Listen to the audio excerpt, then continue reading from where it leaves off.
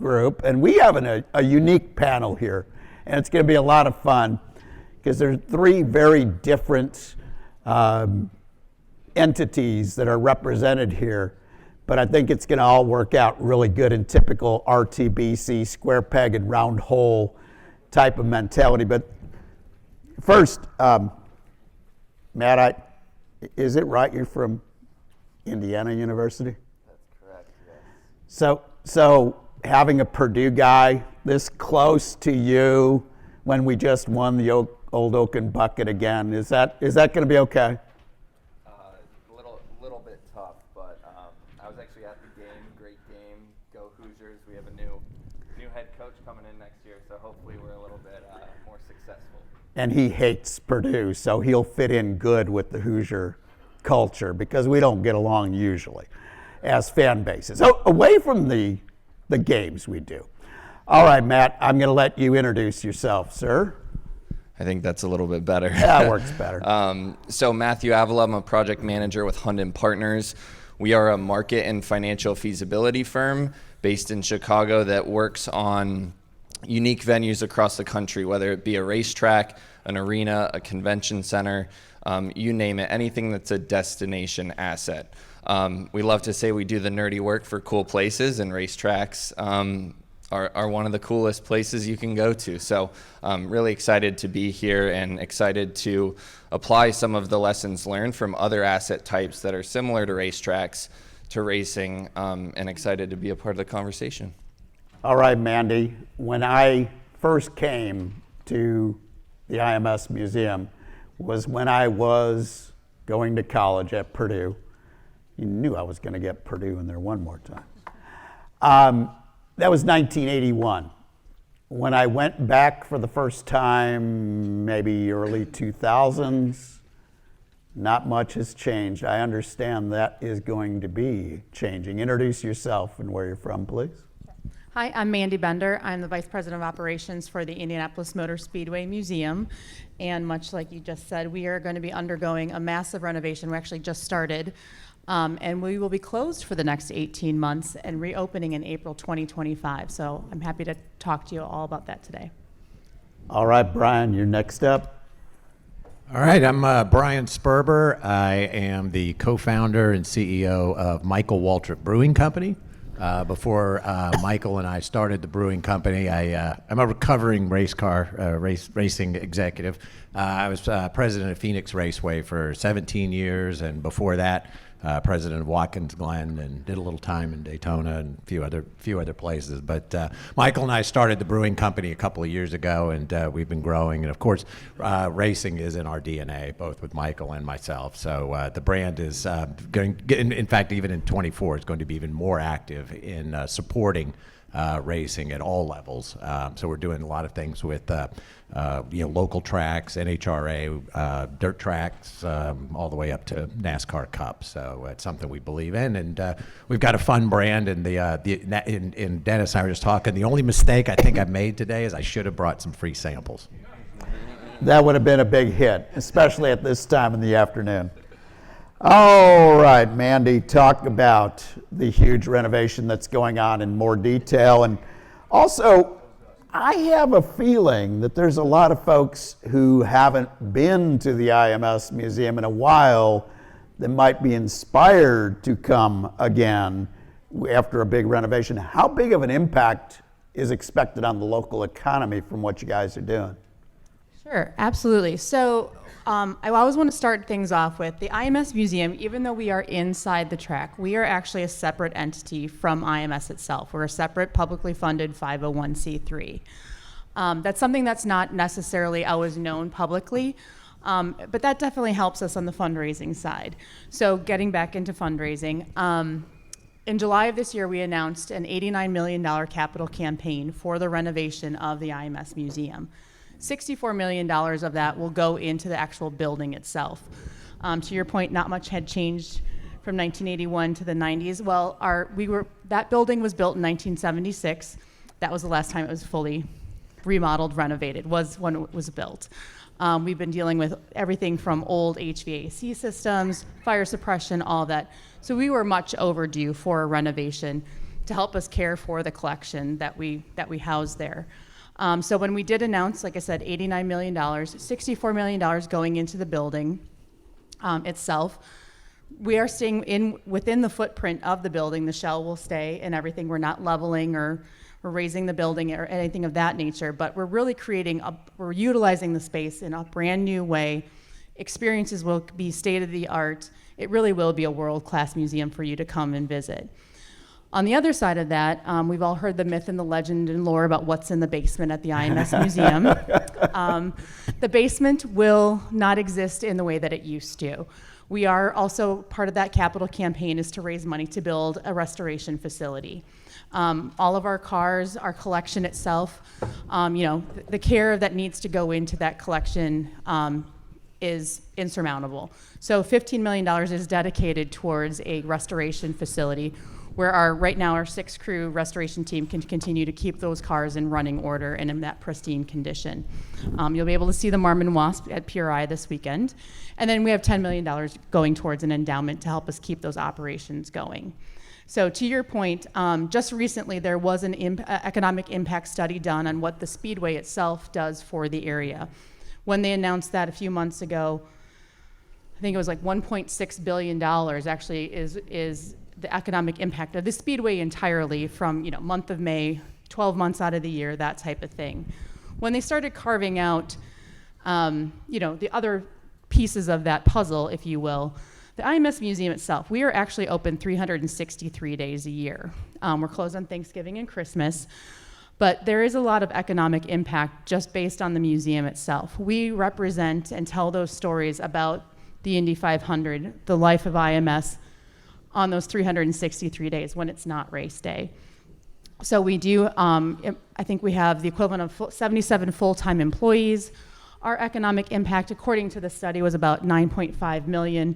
That's outside of the month of May and the month of August when Brickyard is in town. So with this new operation, obviously that will increase almost tenfold. We're more or less doubling our capacity for guests. Right now, our average guest attendance throughout the year is about 150,000 people. We're projecting about 250,000 people a year.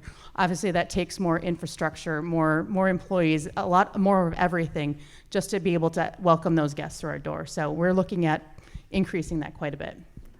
Matt, one of the big things we've been talking about here at RTBC over the years is days of utilization of a racetrack, and it doesn't always have to be a racing event. There's a great infrastructure in place to host other things.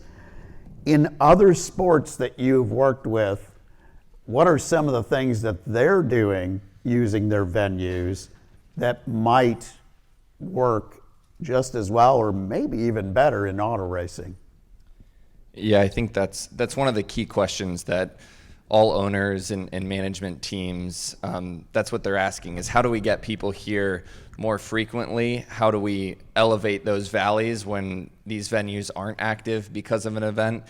And it's a huge challenge, but it takes a lot of creativity. So Mandy's example with the museum, it's bringing people to the track and getting them close to the venue during those non-event days and really creating some activity. So what we're seeing across the country with all of these other venues, and I'll use a few examples from other sports, but one was in Milwaukee at the Deer District, which we've seen was so great when the team won the finals a few years ago.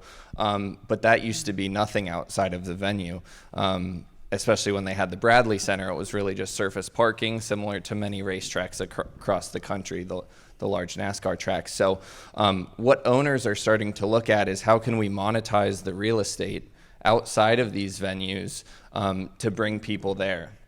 A successful example also is at the Battery in Atlanta. And what they've done is added a Coca-Cola Roxy Theater, which is a 3,600 capacity theater, which hosts over 100 entertainment acts per year on a smaller scale, but it brings people into that district to create a lively atmosphere. And it makes people see this venue and get to experience it, that being the Braves ballpark there. But that doesn't necessarily just need to be baseball, basketball, or NFL. It can start to translate to other other sectors as well, such as racing. And we're starting to see that in collegiate sports. Many colleges have started to try to play off of that trend and create districts outside of their venues, utilizing them in that way. How many fannies do I need in the seats to make this financially viable to open up my track for a day? Correct. How Is many? that a I mean, is question? it? Yeah, it's a question. I mean, do I need 5,000, 10,000? How big of an event do I have to host? Because it's one thing if you've got a big NASCAR track, but a lot of my short tracks, I think, are good potential for doing a country music festival or doing other things like that. But the bottom line tells the story. When you're talking Atlanta baseball, that's huge number of people you can fit in there. How many till I know that it's got viability? Yeah. So it's an interesting question because a lot of these venue operators are starting to whether it be a track or some of these stadiums, what they're starting to do is trying to figure out scalability and how they can scale them down. I think one of the things is creating spaces that feel like they're full, even when that large venue is scaled down. So for example, I'll use Atlanta. They have a small turf space outside, which is the core of their development, where they host very small community events. And that's where they got the city on board to help participate in the funding of that space. And it holds everything from, concerts in the park separate from Coca-Cola Roxy, but also yoga and things like that, where they're bringing people close to the venue and creating activity. And then it's translating to those people coming for an event and sitting and watching that spectacle. So that's one thing that we're seeing. And we're also finding great utilization from geofencing data to really compare that. So we subscribe to Placer.ai, and we show our clients, our owners, and our operators, hey, here are the times of year where you're really struggling, and here are some options where you can fill that space with an event and what that event might look like. And we'll talk with other event operators or planners and say, hey, we'd love to be close to a track or host an event that has that as a backdrop. So that's something that we're seeing a lot. All right, Brian.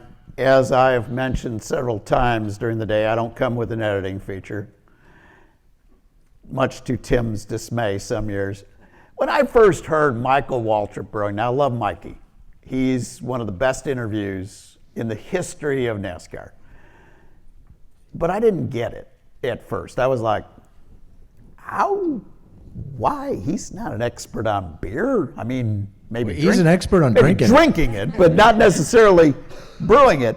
But when I took a look at your placement, product placement, and what you guys were doing, this isn't about just the product. This could be an energy drink. Could be anything other than beer. It's a lifestyle thing that you are really promoting. Explain how this whole thing came about.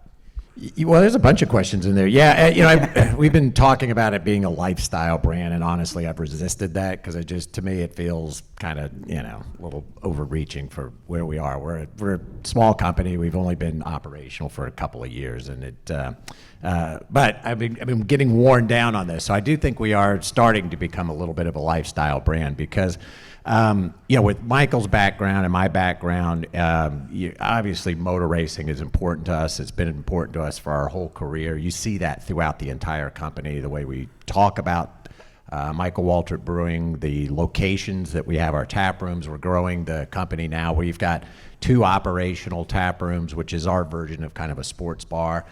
Well, one's in Bristol and the other's in Charlotte, just down the street from racetracks. And we're going to roll out 98 more of those over the next 5 or 6 years. And I can tell you that race markets are very high on what we're doing. We do a lot with car culture and car shows, and we, in 24, will be very active across a whole spectrum of motor racing, and including engagement with a lot of local tracks, smaller tracks, drag strips, places that aren't necessarily NASCAR Cup racing. And the reason is, because that is who we are, and we know, that's where our fans are, and people that like to drink our style of beer. That's where they are, and that's who we are. And so I think you're right. I mean, we are starting to become that lifestyle brand that is authentic and represents motor racing and fun, at the end of the day. And that's what, Michael says this all the time, that the best part about what we do is it makes people smile. And we really view ourselves as being in the entertainment business, very much connected to motor racing, a megaphone to help support and promote racing of all varieties and all styles. And that's really been our mission, is to to bring our beer and really represent our brand as being the motorsports brand. And so that's aspirational for us. We're growing into that.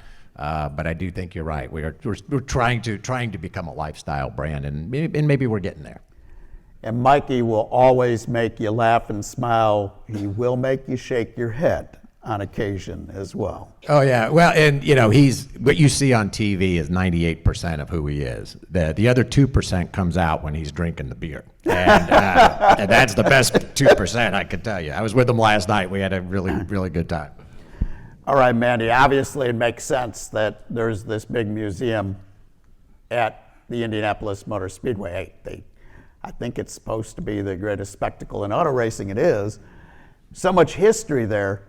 But do you think there's a market for smaller tracks to have their own little mini Hall of Fame celebrating the stars that have raced at their track?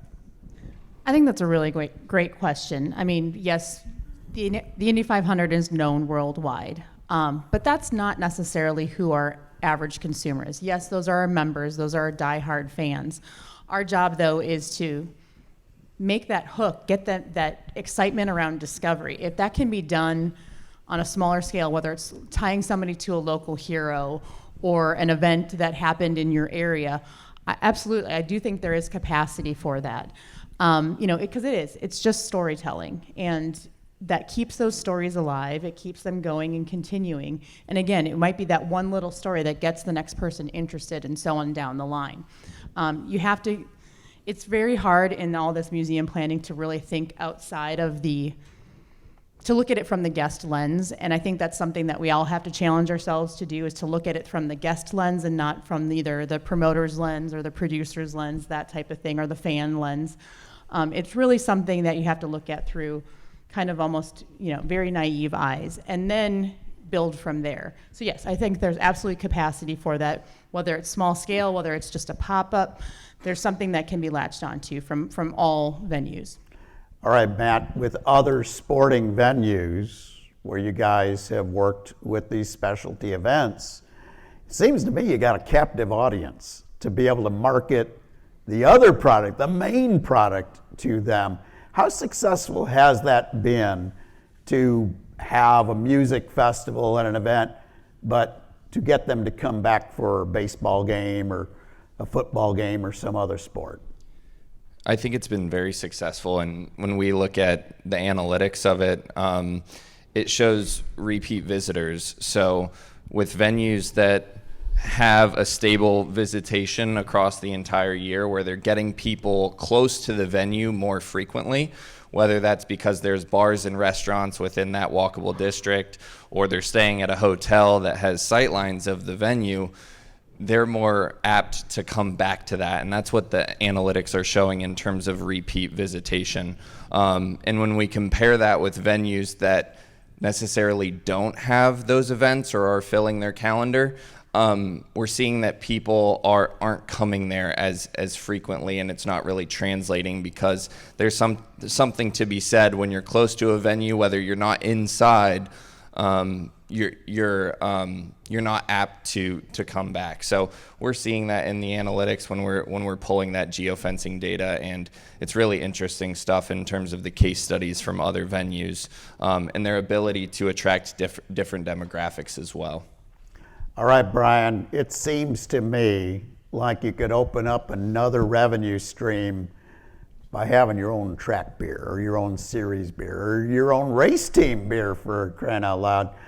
What hurdles from a licensing and other things from a government standpoint do you have to kind of jump through to do something like that? Are you talking about like to have a partner with a track to Correct. produce it's extremely challenging to do that on your own, and I can tell you that because I found out the hard way. When we started the company, it's highly regulated. There's a lot of challenges in clearing that.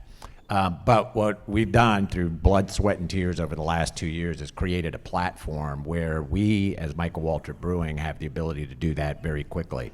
For the right opportunity, I can get product brewed, cleared, and on the shelves in probably 90 to 120 days.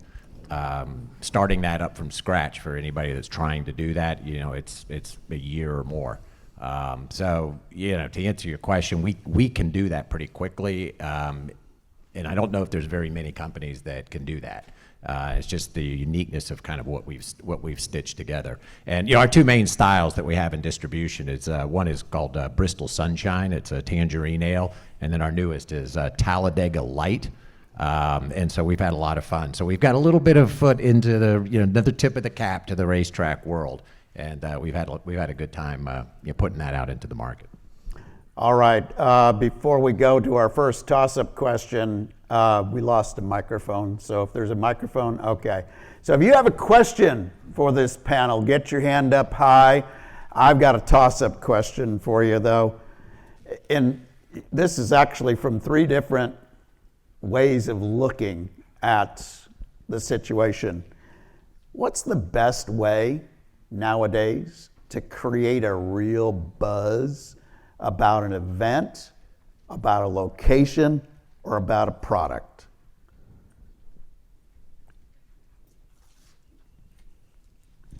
I'll start. There's no one best way. I mean, and I say that only because there's so many different ways. We have nothing but resources at our fingertips these days, whether it's social media, whether it's grassroots marketing, billboards, all of that. I mean, out of home, all of that. It really depends on who you're focusing it towards. So when you're talking about, let's just put it up, an event, let's just say it's a race event. Obviously you have your databases, all of that. I mean, really focus in more so of like who you want to target before you're going, where do I want to target? I really think that's part of that key question. And I would just say, piggybacking off that, it comes down to storytelling and authenticity. Those two things for events, whether it be the marketing of it, but also the built environment surrounding the venue or the venue itself, those are the things that translate to successful performance. And we've seen that time and time again with specific venues, but also with specific campaigns for events across the country. Yeah, and I agree. The only thing I guess I would add is something we talk a lot about, especially for activation around events and tap rooms and so forth, is this idea of OPA, which other people's audiences. And at the heart of that, it's really about collaboration. And so for us, it's, how can I identify other groups, entities, other businesses that have a shared goal of connecting with consumers, for example, and it could be selling product, could be selling race tickets, whatever it is.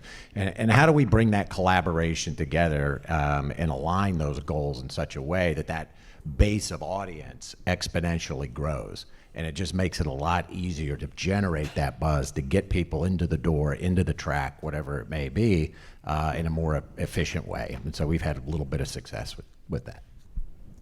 Question out this way. Mandy, question for you. Brian Baker, M1 Concours, but longtime museum person. When you announced you were closing for 18 months, is it? All of us opened our mouths and said, oh my God, sustaining your visibility during that time. Can you tell us a little bit about the decision? It sounds like a great time for a road tour, by the way. Let us know. Okay? How do you sustain Find me a your sponsor, visibility? we're on it. No, that's a very good question, and that's something that we do talk about daily. 18 months is a really long time, and there was a lot of excitement when we did announce. So much excitement, so much buzz, and part of that excitement is you almost have to restrain yourself from, we always talk about, we can't tell all the stories all the time, all at once. And so it really is working with, whether it's internally, externally, working with your PR group and really stretching out and making that plan of how do you keep yourself visible. And then a little bit earlier, to which audience? We do have memberships. Members of the museum. So how do we communicate to them? There's still a benefit to your membership, whether that's through programming, those types of things. So we are continuing to do programming like speaker series and whatnot. We're partnering with other entities to keep our collection visible, which is, it's not necessarily that you're going to be able to go out and see the road show, if you will. That's really expensive. I've looked into it. But, working with other museums, other entities, other locations to just have something on display, whether it's for a pop-up weekend or long term. And then we're doing that both locally and globally. We're working with some other entities across the pond as well. And then, like I said, it's just really, it's pitching every little thing. We never thought we'd get so much buzz out of moving vehicles out of a basement of a building. But it went gangbusters. And so it's planning those stories and when to release it throughout the next 18 months. And then, of course, and this is my shameless plug, we are still operating tours while we're closed. We are operating those tours at the track all 18 months of our closure. So you can actually still come out. You won't see the museum, but you'll still be able to experience the track and the IMS as well. So, thank you. All right, Matt, it would appear to me that if you put on a unique event, there might be some tourism money, whether it's from the state, from the county, from the city, or from the state, whatever. There might be some tourism dollars to go after. How do you do it? Yeah, so great question. As a firm, we work a lot on behalf of the public sector. We work for CVBs all across the country on large tourism studies, and many of their challenges are your challenges as well. They're trying to fill their calendars as a city or a county with unique events that bring people in and put heads in beds and generate sales tax revenue. So I'll give another shameless plug, but as a firm, we can help quantify what the impact of some of these events are, whether it be an event or a new thing that you're hoping to build at your track or do a huge renovation for. We can help quantify that economic impact as well as show what an event like that can do. And in terms of getting money from a city, a county, or an organization like that, they have funds willing to do so if it makes sense for them, and they see that benefit from the back end in terms of filling room nights, generating sales tax dollars, or things like that. So that's our wheelhouse and what we help with on a daily basis. Mandy, how do you explain to some of these entities that without the museum, some of that gets lost? Because I would think that look at it and go, wow, the track's here. We're still going to bring in all these people. Say that one more, sorry. For the museum itself, within this big entity of the track, how do you quantify the impact that the museum has that wouldn't be there if you guys weren't there? No, that is a good question, and it's something that comes up a lot. As I always like to say, you have to cross the moat to get to us, and it presents its own challenges. Trust me. But again, if we weren't there, what does the IMS do if we were not inside those doors? Do they just close the gates in between? Whatnot?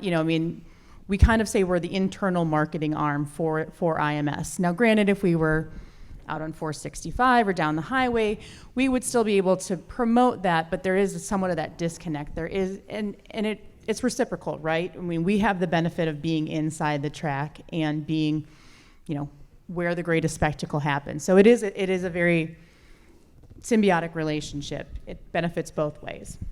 Brian, you've been around the racing world for a long time, running my favorite track that I ever covered a NASCAR event at Phoenix. Love events out there, especially before the reconfigure. As I said, I don't come with an editing feature. Racing's great, but it's just different. But how much have customers changed over the years? I mean, you've worn different hats now.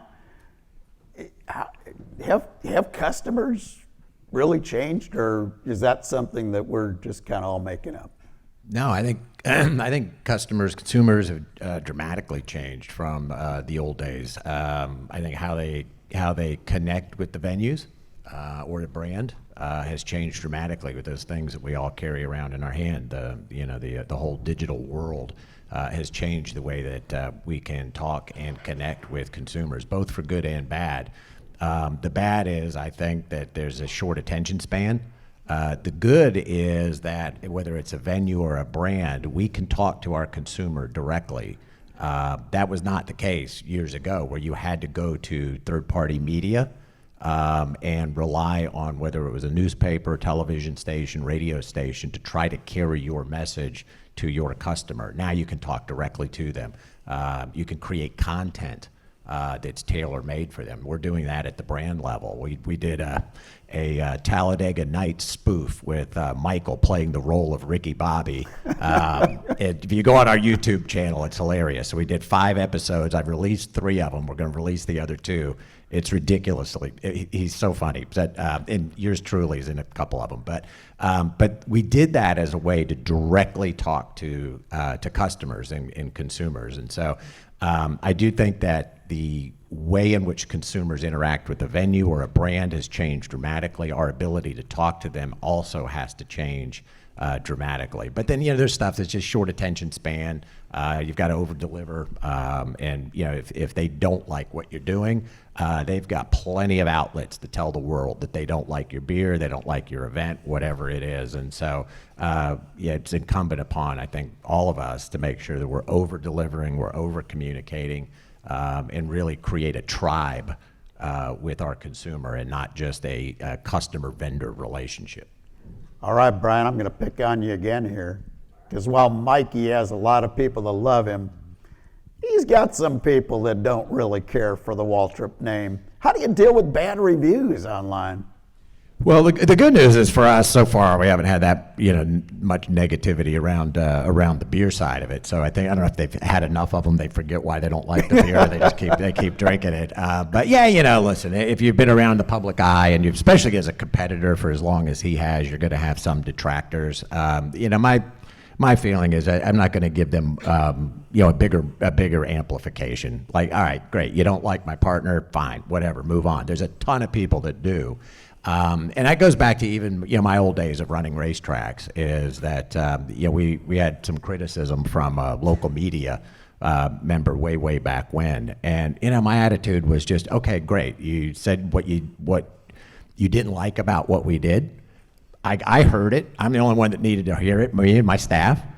We'll either address it or we disagree, and we're going to move on. But we were urged to respond publicly. And I always resist that unless it's absolutely, you have to deal with it, because it just gives amplification to negativity and it draws people in, and I never felt that it was helpful to carrying the message of racing, or in our case, beer.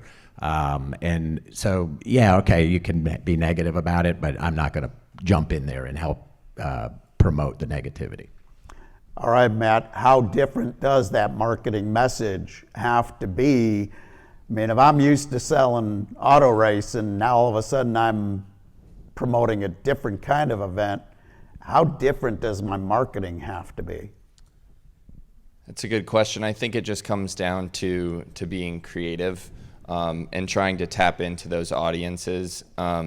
And really it comes down to just getting on the phone and having great stakeholder engagement, and even reaching out to those tourism entities in wherever you're located, and understanding, hey, how can we tap into this or that group, and what time of year would that make the most sense? So I think it comes down to those things in terms of attracting those different types of groups, especially when you're focused on one type of thing, whether it be racing or bringing in spectators for any sporting event, and then shifting gears to something that is completely different, whether it be let's say you're trying to have a pickleball tournament on some space that is underutilized. How do you bring in that group?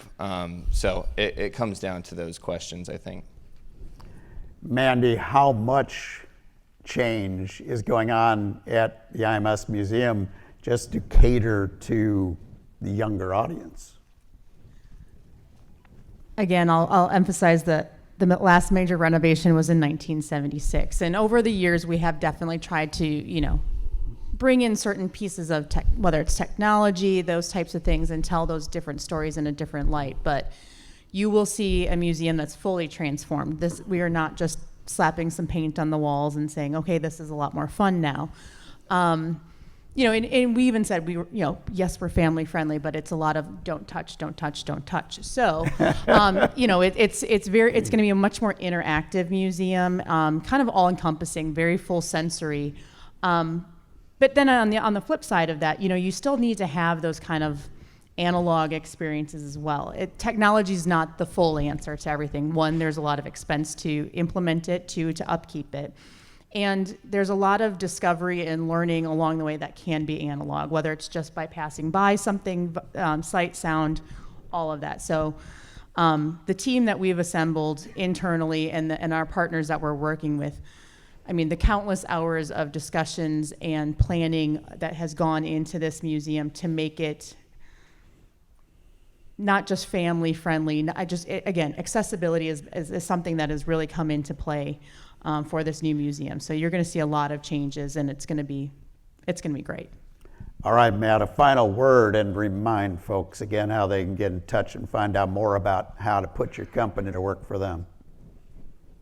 Yeah, so in terms of a final word, I think I won't use the term that everyone hears for these mixed-use districts and things that venues are doing, but I think constantly trying to think about how you can create a place that's really active 24/7 or 365 days a year is very important. So many of these other organizations and entities, other sports venues, they're trying to create a place that's really live, work, and play. So I think trying to implement that, although you might not want to live next to a drag strip, trying to take a piece from that in those districts that have been successful is something that I think is most beneficial. And then in terms of us, Hunt and Partners, we can help with all the nerdy work for your cool places. So that's what I'll leave you with. Very good. Mandy, a final word. Please visit our website. Please take a look at what we're doing. It's great having the opportunity to speak to all of you today to let you know what's going on. I do have some information at the back as well, but otherwise, imsmuseum.org. We'd love to see you. Brian, take us home. All right. We started off just saying that, Michael Waltrip Brewing, racing is in our DNA. I used to run a racetrack. And so I can tell you from a beer standpoint, we would have maybe a brand that would write a check. And then we'd have a lot of other brands that didn't do anything to help us promote racing. Even some of the ones that wrote a check didn't do anything to help us promote racing. Michael and I, we have a small company, but we have a big megaphone with Michael. And so we're working with tracks to help promote racing at the end of the day. Yeah, we want them to, buy a beer, and, the tracks make money on that too. But at the end of the day, again, we talked about this shared audience and alignment of values and goals. If any of you guys that are at the track level, especially if you're in our distribution footprint, which has grown to about 10 or 12 states now, and you'd like to partner with us to help promote, ticket sales, Michael personally gets involved in that. We're doing that with a number of tracks and a few race teams next year as well. We'd love to talk to you about how we can help, drive ticket sales for you. What did we learn from this panel? We learned if you build it and you create a buzz, whether it's a product, whether it's a location, whether it's an event, customers will buy it. And there might even be tourism money available to help you market and promote it. OPA, I loved that comment. Utilize other people's audience. We need to do a better job of that. And at racetracks, we have a built-in group of cheerleaders and supporters in our drivers. Get them more involved in helping you promote the track that they love.